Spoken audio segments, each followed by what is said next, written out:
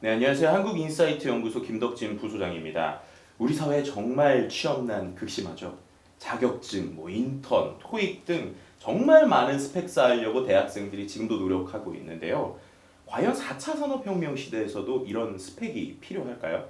미래에는 어떤 인재가 각광을 받을지 오늘 한겨레 구본건 기자님 그리고 한국고용정보원 미래직업연구팀 김동규 박사님과 함께 이야기 나눠보도록 하겠습니다. 네, 안녕하세요. 안녕하십니까. 네, 4차 산업혁명 시대 접어들면서 정말 많은 직업의 모습이 달라지는 것 같아요. 이에 따라서 사회에서 원하는 인재들의 모습들도 계속 좀 바뀌고 있는데 특히 이제 우리나라에서 제일 강조됐던 것 중에 하나가 학벌 아닙니까? 네, 학벌, 좋은 학벌이 있으면 뭐가 된다라고 생각하는데 과연 미래에도 그럴까요, 기자님? 구글 채용 담당 책임자 이런 사람들을 취재한 일이 있었는데 아주 중요한 걸 발견하게 됐습니다. 구글에서 어떤 사람을 뽑느냐 물어봤더니 자기는 학벌과 외적인 지표, 무슨 시험 점수라든지 무슨 능력치라든지 이런 걸 가지고 뽑는 거는 대단히 게으른 채용 방식이다라고 비판을 하더라고요. 그것으로 사람을 정확히 평가할 수 없다. 근데 여기에서 그럼 당신은 어떤 사람을 뽑으려고 노력하느냐? 그러니까 가장 학습 능력이 뛰어난 사람을 뽑으려고 노력을 한다. 여기서 이야기하는 게 그게요. 미래에 어떤 기술이 지배적이 되고 어떤 트렌드가 뜰지 우리도 모른다.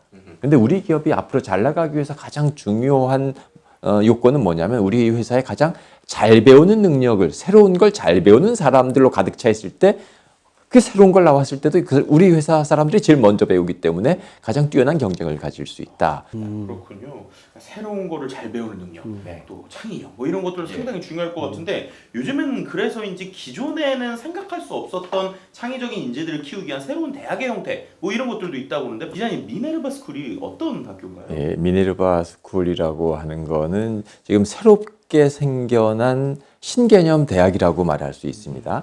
이 학교에서는 사실은 고정된 커리큘럼이나 캠퍼스나 이런 게 없고요. 그냥 세계 한 7개 도시들을 돌면서 온라인으로 대부분 강의를 합니다. 여기서 뭘 가르치느냐 하는 게 중요한데요. 여기서는요.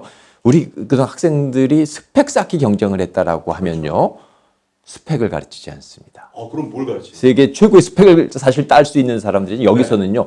배우는 법을 가르친다는 거예요. 배우는 법을? 예. 그래서 비판적으로 생각하는 법, 창의적으로 생각하는 법, 그리고 효과적으로 의사소통하는 방법, 협업하는 능력, 이런 것들 위주로 가르쳐요.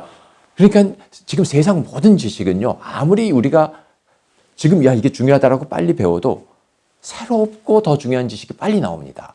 그러니까 지금 내가 쌓고 있는 스펙이라 그래봐야 금방 기계에서 대체되기 때문에 앞으로 미래사회에서 중요한 능력은 어떻게 새로운 걸 잘 배우고 그리고 사람이 혼자서 할 수 있는 것과 또 여럿이서 협업을 하면서 할 줄 아는 게 능력이 엄청 달라지게 되죠. 어떻게 보면 정말 이렇게 우리가 배우는 법까지 배우는 이유는 미래에 아무래도 좀 필요한 역량들이 조금 달라서 그럴 수도 있을 것 같아요. 네, 박사님 구체적으로 우리의 미래에 좀 필요한 직업 역량들에는 어떤 것들이 좀 있을까요? 저는 이제 세 가지를 말씀드리고 싶습니다. 하나는 이제 아까 학습하는 방법 말씀하셨는데 실제 이제 제 사례를 하나 말씀드리면은 치과 기공사 잘 아시죠? 네. 치과 기공사 분이 미군 부대에 이제 입사를 하게 됐어요. 그쪽에도 미군 부대에도 이제 병원이 있습니다. 미군 부대 안에. 예, 근데 이제 새로운 첨단 장비가 도입이 된 거죠. 근데 이게 국내에서는 그런 장비를 달아본 적도 없고 학교에서 배운 적도 없고. 그런데 그거를 유튜브를 100번을 보고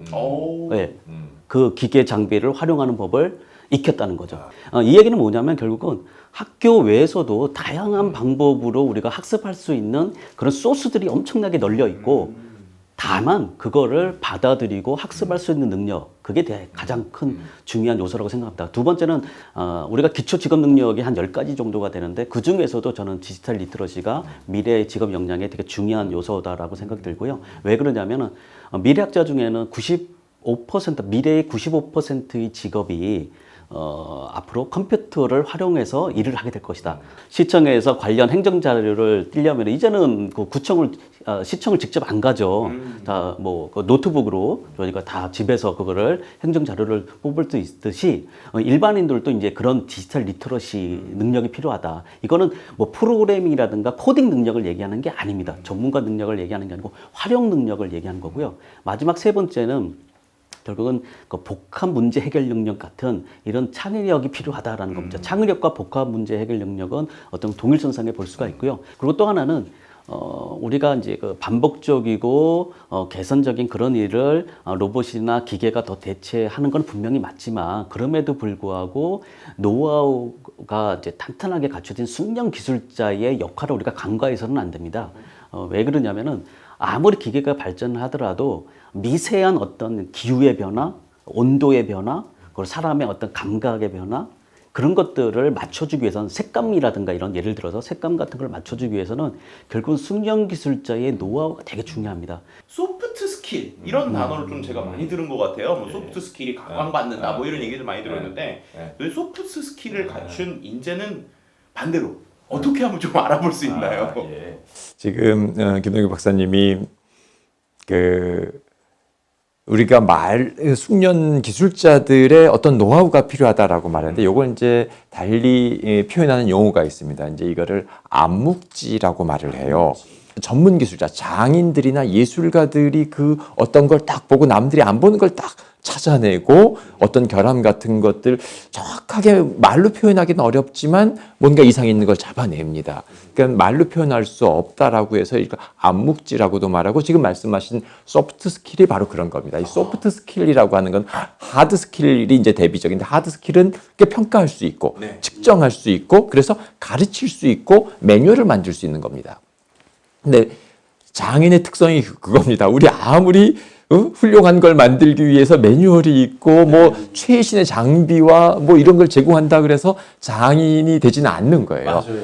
소프트 스킬이라고 하는 것이 그렇게 측정 불가능하고 가르치기도 어려운 건데 이걸 발견하자면은 사실은 기본적으로 그런 그 하드웨어 스킬, 하드 스킬이라고 하는 것들이 어느 정도 수준까지는 도달해야지만 우리 그 1만 시간의 법칙이라고 하는데 1만 시간의 법칙을 통해서 그 고도의 숙련도에 이르게 돼야지 사실은 그런 소프트웨어 스킬과 암묵지에 관한 영역을 발견할 수 있고 보이게 되는 거거든요. 그런데 앞으로 컴퓨터가 이 하드 스킬은 사람보다 결국 능가하게 됩니다. 이미 능가한 영역들이 많고 그래서 우리가 이런 기계화할 수 없는 측정 불가능한 영역들의 소프트웨어 스킬. 이제 소프트 스킬 중에 대표적인 게 의사소통 능력이라든지 말씀하신 복합적 문제 해결 능력 이런 것들이 해당이 되는 겁니다. 네, 오늘 이 시간에는 정말 이 미래에 필요한 인재들에 대해서 이야기를 해보았는데 암묵지, 소프트웨어 스킬 이런 기존에 측정되지 않는 새로운 가치들을 가진 정말 좋은 인재들이 많이 나오기를 기대해 보겠습니다. 네, 오늘 두 분 정말 감사드립니다. 네, 감사합니다. 알겠습니다.